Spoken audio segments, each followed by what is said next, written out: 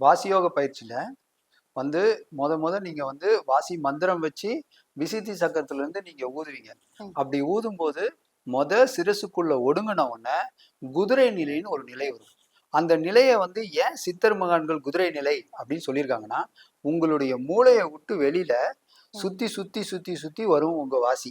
அது சுத்தி சுத்தி வரும்போது அது வந்து 6 அங்குல சுவாசமா இருக்கும்.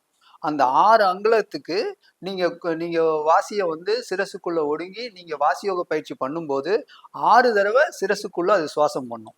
அதனாலதான் அது 6 அங்குல சுவாசம்னு நாங்க சொல்றோம். 6 அங்குல சுவாசமா இருந்து அது சிரசை சுத்தி சுத்தி வரும்போது குதிரை நிலைன்னு இருக்கும். அந்த குதிரை நிலை வந்து வந்து குலதெய்வ நிலை அப்படின்னு சொல்லுவாங்க சித்தர்கள். அந்த குதிரை நிலையில இருக்கும்போது உங்களுடைய கண்களுக்கு எல்லா குலதெய்வங்களும் தெரியும். குலதெய்வங்கள் அப்படின்னா வந்து இறந்து போன பிரேதாத்மா தான் குலதெய்வம். அந்த இறந்து போன பிரேதாத்மாவை நீங்க பார்க்க முடியும். நீங்க உங்களுடைய மூதாதையரான தாத்தாவெல்லாம் நீங்க கண்கொண்டு பார்க்க முடியும். அவர் கண்கொண்டு உட்கார்ந்து இருக்கிறது, பேசுறது எல்லாமே உங்களுக்கு கேட்கும்.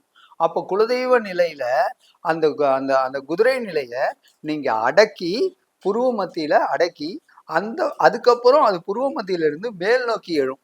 அப்படி மேல் நோக்கி எழும்போது அது அஞ்சங்குல சுவாசமா இருக்கும். அது அஞ்சங்குல சுவாசமா இருக்கும்போது அதை வந்து மயில் நிலைன்னு சொல்றோம்.